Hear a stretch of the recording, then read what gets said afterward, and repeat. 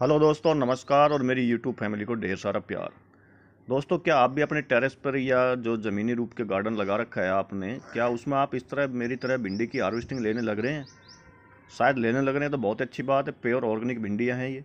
और नहीं ले रहे तो आपका ये वीडियो देखना बहुत ज़्यादा निहायती ज़रूरी है, ताकि आप भी अपने टेरेस गार्डन में, ग्रो बैग में, गमले में या बड़े थोड़े से पॉट वगैरह होता है उसमें, या फिर आप ज़मीनी रूप पर इस तरह से अपने किचन की रिक्वायरमेंट को पूरा करने के लिए ऑर्गेनिक भिंडी का उत्पादन आप अपने यहाँ घर से ही कर सकें। दोस्तों, वीडियो दोस्तों बहुत इंपॉर्टेंट होने वाला है। इंपॉर्टेंट होने के साथ साथ दोस्तों वीडियो पूरी जानकारी से युक्त है, और मैं आपको बताना चाहूंगा कि आप भी इस तरह ऑर्गेनिक रूप से अपनी टेरेस पर किस तरह से आप किन किन फर्टिलाइजर का इस्तेमाल करते हुए, वो भी होममेड फर्टिलाइजर का इस्तेमाल करते हुए, आप कैसे अपने छत पर या जमीनी रूप से जो गार्डन आपने लगाया हुआ है उसमें एक बेस्ट उत्पादन आप भिंडी का ले सकते हैं। दोस्तों, तो जुड़े रहिएगा। मैं हूं मनदीप और आप देख रहे हैं organic kitchen garden on terrace. मेरे यूट्यूब चैनल पर आपका हार्दिक अभिनंदन है, और उम्मीद करता हूं मैं जो भी वीडियो बना रहा हूं आपको काफी पसंद आ रहे होंगे। तो दोस्तों, वीडियो को लाइक करें, चैनल को सब्सक्राइब करें। मेरे जितने भी नए व्यूअर्स हैं वो प्लीज, जो मुझे पहली बार चैनल पर आए हैं और जो मुझे पहली बार देख रहे हैं, वो तो मुझे दोस्तों सब्सक्राइब कर ही ले। दोस्तों, गमलों से भिंडी का अच्छा उत्पादन लेने के लिए दोस्तों हमें क्या करना होता है कि सबसे पहले अच्छे सीड्स की जरूरत पड़ती है। सीड्स को लगाने के बाद जब पौधा जर्मिनेट हो जाता है तो हमें क्या करना होता है दोस्तों, भिंडी की अच्छी पैदावार लेने के लिए क्या कर चाहिए होता है, हमें पौधे के अंदर अच्छी ग्रोथ होनी चाहिए होती है। और पौधे के अंदर अच्छी ग्रोथ कैसे आएगी? जब हम एक पोरस मिट्टी बना लेंगे। दोस्तों, पोरस मिट्टी बनाने का मेरा फार्मूला बहुत ही इजी होता है। मैं हर बार अपने वीडियो में बताता हूँ और इस वीडियो में भी पोरस मिट्टी बनाने का जिक्र करूंगा। मैं 50% गार्डन सॉइल लेता हूँ, उसके बाद 30% उसके अंदर काऊ डंग या भैंस का जो पुराना गोबर होता है फुल डिकम्पोज हुआ, वो मिलाता हूँ। साथ में 10% लीफ कंपोस्ट मिलाता हूँ इसमें, और 10% स्टोन डस्ट या रिवर सैंड होती है या बालू होती है, वो मिलाना बहुत जरूरी रहता है, ताकि हम गमले में लगातार पानी डालते हैं तो उससे क्या है कि मिट्टी टाइट ना हो हमारी। तो इसके लिए पोरस मिट्टी बनाकर और एक अच्छे सीड्स का चयन कर कर जब हम सीड्स लगा देते हैं दोस्तों, तो कुछ इस तरह से आपका सीड्स जर्मिनेट हो जाता है। दोस्तों, यहाँ पर आप देख सकते हैं कि जो सीड्स हमने लगाया था वो पूर्ण रूप से जर्मिनेट हो गया है, और अभी 4 पत्ती का दोस्तों ये होने जा रहा है। यहाँ पर हमें इसकी कोई ज्यादा देखभाल करने की जरूरत नहीं होती है। दोस्तों, जब हमारा पौधा करीब 20 दिन के करीब का होता है तो कुछ आपको इस तरह से दोस्तों दिखाई देना शुरू होता है। यहाँ पर हमने पोरस मिट्टी बना रखी है, लेकिन आप यहाँ पर देख सकते हैं कि पौधे के अंदर पीलापन है। अब ये पीलापन दो कारणों से आता है, क्या तो हम ओवर वाटरिंग कर देते हैं तब आता है, या फिर मिट्टी के अंदर न्यूट्रिशन की कमी की वजह से आता है। न्यूट्रिशन कौन सा? कि मिट्टी के अंदर नाइट्रोजन युक्त खाद की कमी आ चुकी है, जिसकी वजह से हमारा पौधा पीला पड़ रहा है।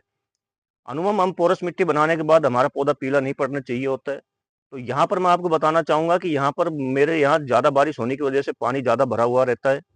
इस वजह से क्या है, इस पौधे के अंदर पीलापन है। तो इस पीलापन को दूर करने के लिए क्या करना चाहिए होता है हमें दोस्तों, गमले की हमें हल्की हल्की गुड़ाई कर देनी चाहिए होती है। दोस्तों, इससे क्या होता है कि मिट्टी के अंदर हवा जाएगी, हवा के साथ ऑक्सीजन भी जाएगी, साथ में मिट्टी के अंदर धूप जाएगी, तो क्या है कि वो पानी को सोखने की कोशिश करेगी ज्यादा।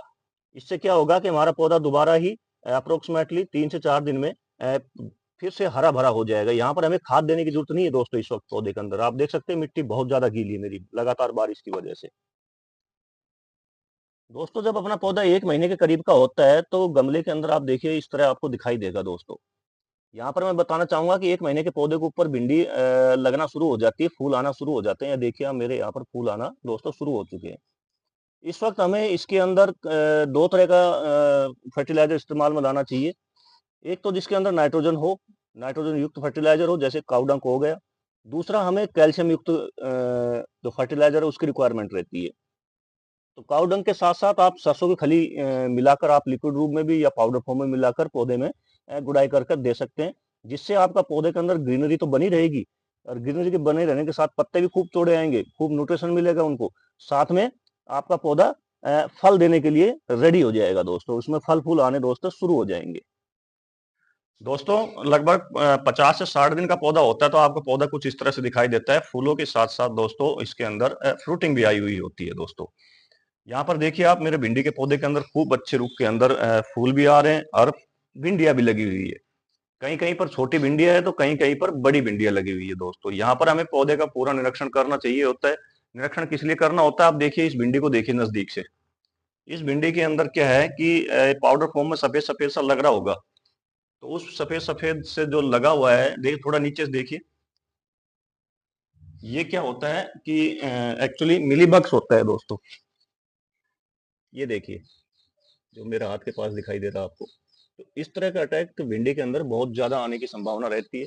तो इस वक्त हमें दोस्तों क्या करना होता है कि कम से कम एक ऑर्गेनिक लिक्विड फर्टिलाइजर जो हम होममेड बनाते हैं घर पर, उसका हमें भिंडी के ऊपर स्प्रे करना होता है। तो इस वक्त आप भिंडी के अंदर आप हल्दी का या लहसुन का या फिर मिर्च का, इसके अलावा अगर आप नीम ऑयल लेते हैं तो नीम ऑयल का स्प्रे करें, या फिर नीम ऑयल नहीं लेते तो नीम की पत्तियां और करेला के जो छिलके होते हैं उनको कूट कर और उनका रस निकाल कर आप एक बार इस पर स्प्रे कर दीजिए, तो ये मिलीबग की समस्या आपकी दोस्तों तुरंत दूर हो जाएगी। इसी के साथ दोस्तों अब इस वक्त हमें क्या होता है, पौधे के अंदर न्यूट्रिशन देने की जरूरत रहती है, क्योंकि पौधा काफी बड़ा हो चुका था। मिट्टी के अंदर जो हमने पोरस मिट्टी बनाई थी, जो हमने एक बेस्ट सॉइल रेसिपी बनाकर इसके अंदर डाली थी, तो उसके अंदर क्या होता है कि न्यूट्रिशन खींच चुका होता है पौधा। तो इस वक्त हमें एक बार दोबारा से फिर से मिट्टी के अंदर काउडंग का इस्तेमाल करना चाहिए होगा। साथ में सरसों की खली, इस चीज का आपको इस्तेमाल करना होगा। सरसों खली क्यों इस्तेमाल करते हैं हम, क्योंकि इसके अंदर कैल्शियम होता है। साथ में आप भुजा हुआ चूना जरूर डालें, कैल्शियम की कमी के कारण क्या है कि पौधे के अंदर फूल आना बंद हो जाते हैं। ठीक है। साथ में आप प्याज के छिलके का जो पानी होता है दोस्तों, उस प्याज के छिलके के पानी को आप भिगो ले, प्याज को, छिलके को, और एक दिन भिगो के आप फिर उसके अंदर पौधे के अंदर डालें। इससे क्या होता है कि फूल ज्यादा आते हैं दोस्तों। फूल ज्यादा आएंगे तो क्या है, फ्रूट के अंदर कन्वर्ट होंगे। कोई भी चीज होती है तो क्या है कि फ्रूट में कन्वर्ट होती है। तो इन चीजों को आप विशेष ध्यान रखें कि आप इन चीजों का इस्तेमाल करना ना भूलें दोस्तों।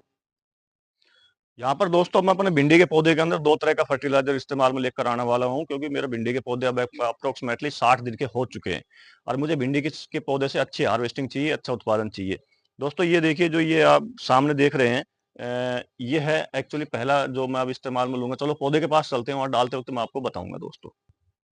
यहाँ पर दोस्तों हमें पौधे में क्या होता है कि हल्की हल्की गुड़ाई कर लेनी चाहिए, थोड़ी थोड़ी सी गुड़ाई करने के बाद हमें दोस्तों इसके अंदर फर्टिलाइजर का इस्तेमाल करना चाहिए होता है दोस्तों।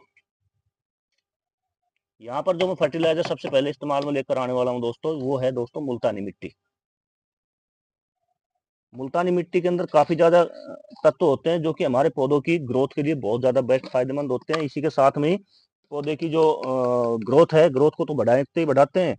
साथ में इसमें क्या होता है कि जो हमारी मुल्तानी मिट्टी होती है, इसके अंदर मैग्नीशियम, कैल्शियम और आयरन जैसा जो तत्व होते हैं काफी मात्रा के अंदर होते हैं। तो अब हमें यहाँ पर आधी चम्मच के करीब, एक प्लांट के लिए आधी चम्मच नहीं, एक चौथाई चम्मच ही हमें एक पौधे के लिए, इससे भी कम इस्तेमाल में लेकर आनी है दोस्तों। इतनी इसकी जड़ के नजदीक में हम डाल देंगे दोस्तों।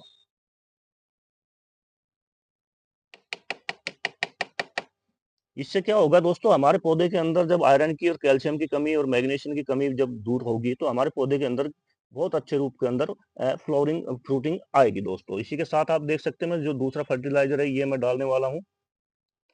ये देखिए, ये है दोस्तों इस्तेमाल की हुई चाय पत्ती।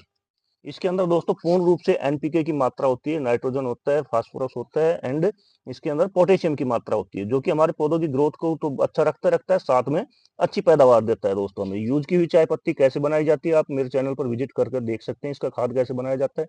ये भी मैं सिर्फ एक चौथाई से भी कम एक प्लांट के लिए लूंगा, इतनी बस। इसको मैं प्लांट की जड़ों के इर्द गिर्द डाल दूंगा दोस्तों। यहाँ पर दोस्तों मैं आपको बताना चाहूंगा, जब भी आप किसी भी फर्टिलाइजर का इस्तेमाल करते हैं तो पौधों में पानी देना बिल्कुल मत भूलिएगा। लेकिन मेरे यहाँ पर क्या लगातार बारिश हो रही है, तो मैं यहाँ पर दोस्तों पानी नहीं दूंगा। गीली मिट्टी है, गीली मिट्टी इसको ऑब्जर्व करेगी और रूट्स के माध्यम से पौधे तक पहुंचाएगी दोस्तों। आप भी अगर अपने भिंडी के पौधे की केयर इस तरह से करते हैं और उनमें ऑर्गेनिक लिक्विड फर्टिलाइज़र का इस्तेमाल करते हैं, तो आप भी अपने टेरेस पर ग्रो बैग में लगे हुए या कैरेट में लगे हुए भिंडी के पौधों से या ज़मीन में लगे हुए भिंडी के पौधों से इस तरह का आप अच्छा उत्पादन ले सकते हैं, जो कि पूर्ण रूप से स्वस्थ और ऑर्गेनिक रूप है दोस्तों। मिलते हैं दोस्तों नेक्स्ट वीडियो में नई जानकारी के साथ। तब तक के लिए आप सबको जय हिंद, जय भारत।